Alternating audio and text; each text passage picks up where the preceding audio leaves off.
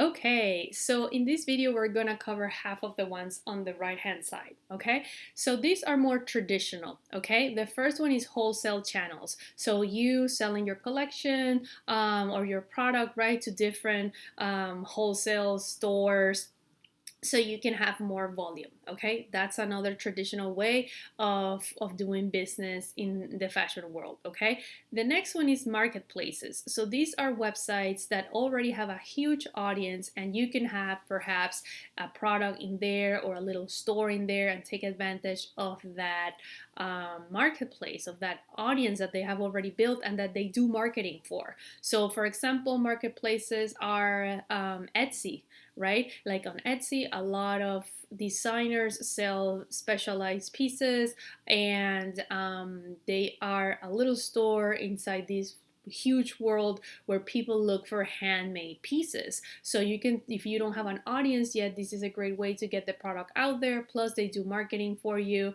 and you can also pay for ads within the community. So that's another way to do marketing for your business. The next one is events. So if for you it will be profitable to create events and generate sales that way, then that's another strategy that you can try. Events can be, again, as simple as just doing a pop-up show or going to someone's house and do an event, right, all the way to creating fashion shows or joining fashion events and things like that. So it depends on your budget, and the most important thing, it depends on what is the return that you're gonna get from that event. If it's very positive and it works for you, that could be a great strategy. If not, I would recommend to stay away from these ones, because a lot of the times this event costs a lot of money to put together, and if you don't use a good strategy, you might not get the return. Okay. The next one is trade shows. So this is very traditional, right? To go to trade shows is the place where you can get together with other people in the same arena, right? People who are looking, if you are a fashion brand, maybe there are stores there that are looking for collections, or designers that are looking for fabrics or whatever. There's different kinds of trade shows, right? It's a great place to make connections, and some people do business that way. If that works for you, that's another strategy that you can try.